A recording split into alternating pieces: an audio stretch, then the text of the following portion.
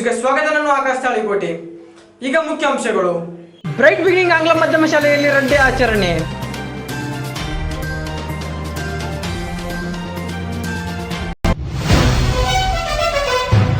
ಹೆಚ್ಚುತ್ತಿರುವ ಡೆಂಗು ಪ್ರಕರಣ, ಸರ್ಕಾರದ ವಿರುದ್ಧ ಬೊಮ್ಮಾಯಿ ಸಿಡಿಮಿಡಿ.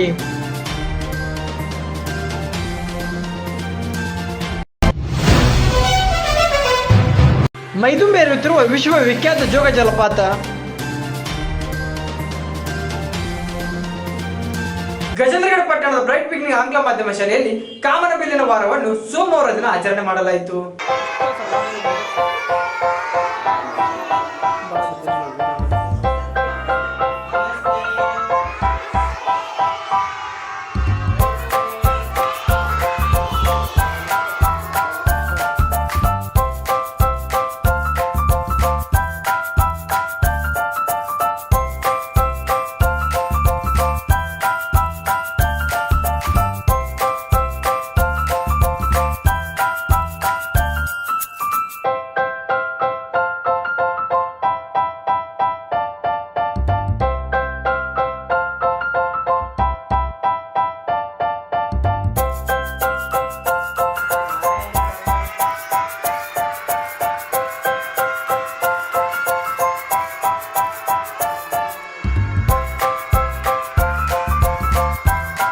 ನಗರದ ಸಮೀಪದ ಬ್ರೈಟ್ ಬಿಗಿನಿಂಗ್ ಆಂಗ್ಲ ಮಾಧ್ಯಮ ಶಾಲೆಯಲ್ಲಿ ಕಾಮನಬಿಲ್ಲಿನ ವಾರವನ್ನು ಆಚರಣೆ ಮಾಡಲಾಯಿತು. ಮೊದಲನೇ ಬಣ್ಣವಾದ ರೆಡ್ ಆಚರಣೆಯನ್ನು ಸೋಮವಾರ ಆಚರಣೆ ಮಾಡಲಾಯಿತು. ಕಾರ್ಯಕ್ರಮವನ್ನು ಸಂಸ್ಥೆಯ ಅಧ್ಯಕ್ಷ ಶೀತಲ್ ಓಲಿಕಾರ್ ಉದ್ಘಾಟಿಸಿ ಮಾತನಾಡಿದರು. ಮುದ್ದು ಮಕ್ಕಳಿಗೆ ಪ್ರಾಯೋಗಿಕ ಜ್ಞಾನದ ಮೂಲಕ ಕಲಿಕೆ ನೀಡಿದಾಗ ಮಾತ್ರ ಕಲಿಕೆ ಯಶಸ್ಸು ಕಾಣುತ್ತದೆ. ಈ ನಿಟ್ಟಿನಲ್ಲಿ ಕಾಮನಬಿಲ್ಲಿನ ವಾರವನ್ನು ಆಚರಣೆ ಮಾಡಲಾಯಿತು. ಮಕ್ಕಳಿಗೆ ಬಣ್ಣದ ಪರಿಕಲ್ಪನೆಯನ್ನು ಮೂಡಿಸುವ ಸಲುವಾಗಿ ಇಂತಹ ಕಾರ್ಯಕ್ರಮವನ್ನು ಆಯೋಜಿಸಲಾಗಿದೆ ಎಂದರು. ಬ್ರೈಟ್ ಬಿಗಿನಿಂಗ್ ಆಂಗ್ಲ ಮಾಧ್ಯಮ ಪೂರ್ವ ಪ್ರಾಥಮಿಕ ಶಾಲೆಯಲ್ಲಿ ಪ್ರತಿ ವರ್ಷದಂತೆ ಅಂದರೆ ನಮ್ಮ ಶಾಲೆಯ ಅಜೆಂಡದೊಳಗೆ ರೇಂಬೋ ವೀಕ್ ಅಂತ ಹೇಳಿ ಒಂದು ಶಾಲಾ ಪ್ರಾರಂಭದ ಮೊದಲನೇ ವಾರ ಅನ್ನೋದಕ್ಕಿಂತ ಒಂದು ವಾರಗಳ ಕಾಲ ನಾವು ರೇಂಬೋ ವೀಕನ್ನು ಮಾಡ್ತೀವಿ.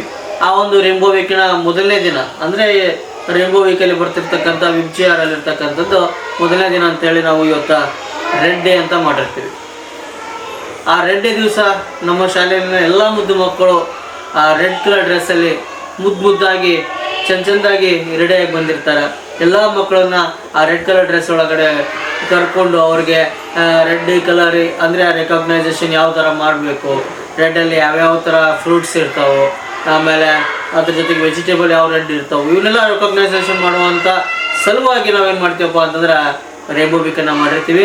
ಅದ್ರಾಗ ಇವತ್ತು ಮೊದಲನೇದಾಗಿ ರೆಡ್ ಕಾನ್ಸೆಪ್ಟ್ ಅಂತಂದರೆ ಇದರ ಉದ್ದೇಶ ಏನಪ್ಪ ಅಂತಂದರೆ ರೇಂಬೋ ವೀಕ್ ಮಾಡೋ ಉದ್ದೇಶ ಅಂದರೆ ಮಕ್ಕಳಿಗೆ ಒಂದು ಕಲರ್ ಐಡೆಂಟಿಫಿಕೇಷನ್ ಆಗಲಿ, ಅದರೊಟ್ಟಿಗೆ ಅವರು ಆ ಕಲರಲ್ಲಿರ್ತಕ್ಕಂಥ ವೆಜಿಟೇಬಲ್ ಆಗಿರ್ಬೋದು, ಫ್ರೂಟ್ಸ್ ಆಗಿರ್ಬೋದು, ಟ್ರಾನ್ಸ್ಪೋರ್ಟ್ ಆಗಿರ್ಬೋದು, whatever so and so ಏನಿರ್ತಾವೆ ಎಲ್ಲವನ್ನು ಕೂಡ ಅವ್ರಿಗೆ ಮನದಟ್ಟು ಮಾಡಿಕೊಳ್ಳಿ, ಅವ್ರಿಗೆ ಮನದಟ್ಟು ಆಗಲಿ ಅನ್ನೋ ಉದ್ದೇಶದಿಂದ ಒಂದು ರೇಂಬೋ ವೀಕನ್ನು ಮಾಡಿರ್ತೀವಿ. ಈ ಒಂದು ರೇಂಬೋ ವೀಕಲ್ಲಿ ಇವತ್ತು ನಮ್ಮ ಶಾಲೆ ಮೊದಲನೇ ದಿವಸ ನಮ್ಮ ಎಲ್ಲ ಸಿಬ್ಬಂದಿಗಳಾಗಿರ್ಬೋದು, ನಮ್ಮ ಪ್ರಾಚಾರ್ಯ ಆಗಿರ್ಬೋದು, ಅದ್ರ ಜೊತೆಗೆಲ್ಲ ನಮ್ಮ ಸಿಬ್ಬಂದಿಗಳು ಎಲ್ಲರೂ ಕೂಡ ಒಂದು ಅವಿರತವಾಗಿರ್ತಕ್ಕಂಥ ಒಂದು ಶ್ರಮವನ್ನು ಪಟ್ಟು ಈ ಒಂದು ಕಾರ್ಯಕ್ರಮ ಎಷ್ಟು ಸಕ್ಸಸ್ ಮಾಡಿದ್ದಾರೆ ಅವರೆಲ್ಲರಿಗೂ ಕೂಡ ಅಭಿನಂದನೆ ಸಲ್ಲಿಸ್ತೀನಿ. ಮುಂದಿನ ದಿನಗಳಲ್ಲಿ ಇನ್ನೂ ಹೆಚ್ಚಿನ ರೀತಿಯೊಳಗೆ ಕಾರ್ಯಕ್ರಮಗಳನ್ನು ಮಾಡಲಿ, ಮಕ್ಕಳಿಗೆ ಪ್ರಾಯೋಗಿಕ ಜ್ಞಾನವನ್ನು ನೀಡಬೇಕು. ಫನ್ ವಿತ್ ಲರ್ನ್ ಅಂತಂದೇಳಿ ನಮ್ಮ ಕಾನ್ಸೆಪ್ಟ್ ಏನಿತ್ತು ಆ ಒಂದು ಕಾನ್ಸೆಪ್ಟನ್ನು ಇವತ್ತು ಅದ್ಭುತವಾಗಿರ್ತಕ್ಕಂಥ ರೀತಿಯೊಳಗೆ ಮಾಡಿದ್ದಾರೆ. ಎಲ್ಲರಿಗೂ ಕೂಡ ಅಭಿನಂದನೆಗಳನ್ನು ಸಲ್ಲಿಸ್ತೀನಿ. ಇನ್ನೂ ಹೆಚ್ಚಿನ ರೀತಿಯೊಳಗೆ ಮುಂದಿನ ದಿನಮಾನಗಳಲ್ಲಿ ಕಾರ್ಯಕ್ರಮವನ್ನು ಹಮ್ಮಿಕೊಂತೀವಿ ಅಂತ ಹೇಳ್ತಾರೆ.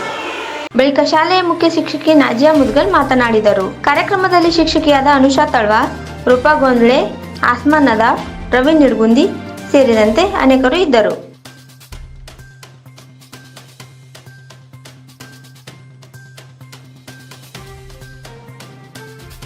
ರಾಜ್ಯದಲ್ಲಿ ಡೆಂಗು ಪ್ರಕರಣ ಹೆಚ್ಚುತ್ತಿರುವ ಕಾರಣ ಸರ್ಕಾರ ಮುನ್ನೆಚ್ಚರಿಕೆ ಕ್ರಮ ತೆಗೆದುಕೊಳ್ಳಬೇಕು. ಗದಗನಲ್ಲಿ ಬಸವರಾಜ ಬೊಮ್ಮಾಯಿ ಹೇಳಿಕೆ. ಒಂದು ಜ್ವರ ಸುಮಾರು 1.5 ತಿಂಗಳಿಂದ ಪ್ರಾರಂಭ ಆಗಿದೆ. ಮುಂಜಾಗ್ರತೆ ಕ್ರಮವನ್ನು ಆರೋಗ್ಯ ಇಲಾಖೆ ತಗೋಬೇಕಾಗಿತ್ತು, ಡಾಕ್ಟರ್ಗಳು ತಗೋಬೇಕಾಗಿತ್ತು, DHಗಳು ತಗೋಬೇಕಾಗಿತ್ತು. ಆದರೆ ಅದು ಯಾವುದೂ ಮುಂಜಾಗ್ರತೆ ಕ್ರಮ ತೆಗೆದುಕೊಂಡಿಲ್ಲ. ಆಮೇಲೆ ಈ ಹೊಸದಾಗಿ ಮಳೆ ಬಂದಾಗ ಹೊಸ ಮಳೆ ನೀರಿನಿಂದ ಬರುವಂಥದ್ದಿದು, ಅದಕ್ಕೆ ಒಂದು ಜಾಗೃತಿ ಮೂಡಿಸುವಂಥದ್ದು, ಔಷಧಿ ಸಿಂಪಡಿಸುವಂಥ ಒಂದು ವ್ಯಾಪಕ ಅಭಿಯಾನ ಮಾಡಬೇಕಾಯಿತು, ಅದು ಕೂಡ ಮಾಡಿಲ್ಲ. ಆಮೇಲೆ ಡೆಂಗು ಜ್ವರ ಬಂದರೂ ಕೂಡ ಅವುಗಳನ್ನು ಬೇರೆ ಕೆಟಗರಿಯಲ್ಲಿ ಹಾಕಿ ಡೆಂಗು ಸಂಖ್ಯೆ ಕಡಿಮೆ ಇದೆ ಅಂತ ತೋರಿಸುವ ಮೊದಲು ಪ್ರಯತ್ನ ಮಾಡಿದರು.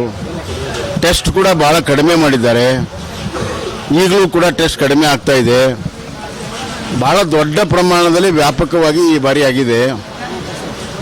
ಅವರ ಅಧಿಕೃತ ಸಂಖ್ಯೆನೇ 7,000 ಇದೆ.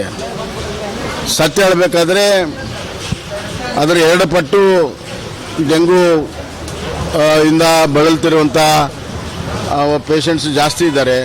ಪ್ರೈವೇಟಲ್ಲಿ ಭಾಳ ಜನ ಇದ್ದಾರೆ. ಸಾವು ಆಗ್ತಾ ಇದೆ. ಕೇವಲ ಆರೋಗ್ಯ ಇಲಾಖೆ ಮಂತ್ರಿಗಳು ಬರೀ ಒಂದು ಸಭೆಯನ್ನು ಮಾಡಿ ಎಲ್ಲವೂ ಸರಿಯಾಗುತ್ತೆ ಅನ್ನುವಂಥ ಭಾವನೆಯಲ್ಲಿದ್ದಾರೆ. ಅದಕ್ಕೆ ಸಂಬಂಧಪಟ್ಟಂಥ ಔಷಧಿ ಕೊಡಬೇಕು, ಫಸ್ಟ್ ಟೆಸ್ಟ್ ಮಾಡಬೇಕು, ಟ್ರೀಟ್ಮೆಂಟ್ ಮಾಡಬೇಕು, ಆಮೇಲೆ ಔಷಧಿ ಕೊಡಬೇಕು. ಜಿಲ್ಲಾ ಆಸ್ಪತ್ರೆಗಳಲ್ಲಿ ಯಾವುದೇ ರೀತಿಯ ಈ ವ್ಯವಸ್ಥೆ ಇಲ್ಲ. ತಾಲೂಕು ಆಸ್ಪತ್ರೆಯಲ್ಲಂತೂ ಕೇಳೋರಿಲ್ಲ. ಒಟ್ಟಾರೆ ಡೆಂಗು ಫೀವರನ್ನು ಎದುರಿಸಲು ಈ ಸರ್ಕಾರ ವಿಫಲವಾಗಿದೆ. ಸಾರ್ವಜನಿಕರು, ಬಡವರು ಇದರಿಂದ ಭಾಳಷ್ಟು ಸಾವು ನೋವುಗಳಾಗಿದೆ. ಇದು ಅತ್ಯಂತ ಒಂದು ಚಿಂತಾಜನಕವಾಗಿರುವಂಥ ಒಂದು ಪರಿಸ್ಥಿತಿ. ಕೂಡಲೇ ವಾರ್ ಫುಟಿಂಗಲ್ಲಿ ಪ್ರತಿ ಒಂದು ಜಿಲ್ಲೆಯಲ್ಲಿ ಒಂದು ಟಾಸ್ಕ್ ಫೋರ್ಸ್ ಮಾಡಿ ಈ ಡೆಂಗು ಫೀವರ್ಗೆ ಕೂಡಲೇ ಕ್ರಮವನ್ನು ತೆಗೆದುಕೋಬೇಕು. ಇಲ್ಲದಿದ್ದರೆ ಭಾಳ ದೊಡ್ಡ ಪ್ರಮಾಣದಲ್ಲಿ ಹಬ್ಬಿದರೆ ಮುಂದೆ ಅದು ಬೇರೆ ಬೇರೆ ರೋಗಕ್ಕೂ ಕೂಡ ಕನ್ವರ್ಟ್ ಆಗ್ತದೆ. ಡೆಂಗು ಫೀವರ್ ನಂತರ ಚಿಕನ್ ಗುನ್ಯಾ ಈ ಥರ ರೋಗ ಕನ್ವರ್ಟ್ ಆಗಿಬಿಟ್ರೆ ಭಾಳಷ್ಟು ಜನರಿಗೆ ತೊಂದರೆ ಆಗ್ತದೆ. 6 ತಿಂಗಳು, 8 ತಿಂಗಳು, 1 ವರ್ಷ ಅದು ಅನುಭವಿಸ್ಬೇಕಾಗ್ತದೆ. ಆದ್ದರಿಂದ ನಾನು ಆರೋಗ್ಯ ಇಲಾಖೆ ಸಚಿವರಿಗೆ ಅತ್ಯಂತ ಒತ್ತಾಯ ಮಾಡ್ತೇನೆ. ಇದನ್ನು ವಾರ್ ಫುಟಿಂಗಲ್ಲಿ ತೆಗೆದುಕೊಂಡು ಎಲ್ಲ ಜಿಲ್ಲೆಯಲ್ಲಿ ಏನೇನು ನಡೀತಾ ಇದೆ ಅದನ್ನು ಗಮನಿಸಿ ಅಧಿಕಾರಿಗಳಿಗೆ ಸೂಚನೆಯನ್ನು ಕೊಟ್ಟು, ಡಾಕ್ಟರ್ಗಳಿಗೆ ಸೂಚನೆಯನ್ನು ಕೊಟ್ಟು, ಔಷಧಿಯನ್ನು, ಟೆಸ್ಟಿಂಗನ್ನು ಮತ್ತು ಚುಚ್ಚುಮದ್ದುಗಳನ್ನು ದೊಡ್ಡ ಪ್ರಮಾಣದಲ್ಲಿ ಸಪ್ಲೈ ಮಾಡೋದಕ್ಕೆ ಎಮರ್ಜೆನ್ಸಿ ಅಂತ ತಿಳ್ಕೊಂಡು ಈ ಕೆಲಸವನ್ನು ಮಾಡಬೇಕು. ಈಗ ನಾವು ಇದನ್ನು ತಡೆಗಟ್ಟದಿದ್ರೆ ಸಾಂಕ್ರಾಮಿಕ ಆಗುವಂಥದ್ದು ಇರೋದ್ರಿಂದ ಕೂಡಲೇ ಟೆಸ್ಟ್ ಮಾಡಿ ಪ್ರಾರಂಭ ಹಂತದಲ್ಲಿ ಅದನ್ನು ನಿಯಂತ್ರಣ ಮಾಡಬೇಕಾಗತ್ತೆ. ಭಾಳಷ್ಟು ಬಡವರಿಗೆ ಟೆಸ್ಟ್ ಮಾಡಿಸ್ಕೊಳ್ಳುವಂಥ ವ್ಯವಸ್ಥೆ ಆರ್ಥಿಕವಾಗಿ ಸ್ಥಿತಿ ಇಲ್ಲ. ಅದಕ್ಕಾಗಿ ಫ್ರೀಯಾಗಿ ಟೆಸ್ಟ್ ಮಾಡಲೇಬೇಕು. ಸರ್ಕಾರ ಆ ಕೆಲಸವನ್ನು ಮಾಡಲಿ ಅಂತ ಆಗ್ರಹವನ್ನು ಮಾಡ್ತಾರೆ. 7 ಜಾಸ್ತಿ ಇದ್ದಾರೆ.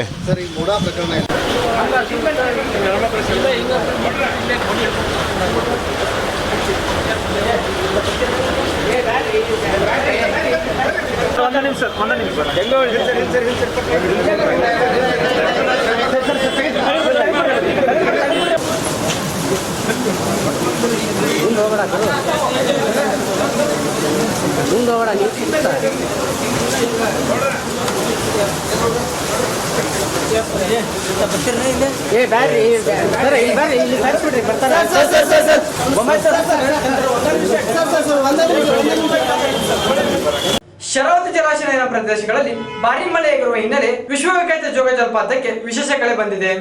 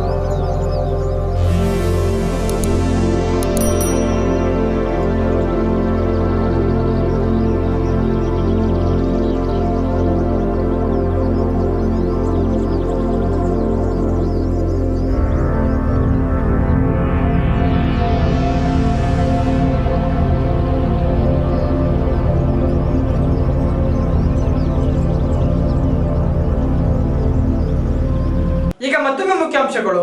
ಬ್ರೈಟ್ ಬಿಗಿನಿಂಗ್ ಆಂಗ್ಲ ಮಾಧ್ಯಮ ಶಾಲೆಯಲ್ಲಿ ರಡ್ಡೆ ಆಚರಣೆ.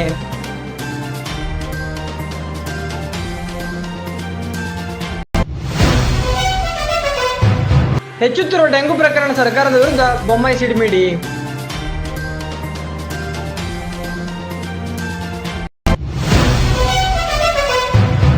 ಮೈದುಂಬೇರುತ್ತಿರುವ ವಿಶ್ವವಿಖ್ಯಾತ ಜೋಗ ಜಲಪಾತ. ನಿರಂತರ ಸುದ್ದಿಗಾಗಿ ವೀಕ್ಷಿಸಿ SN ನ್ಯೂಸ್. ವಂದನೆಗಳು.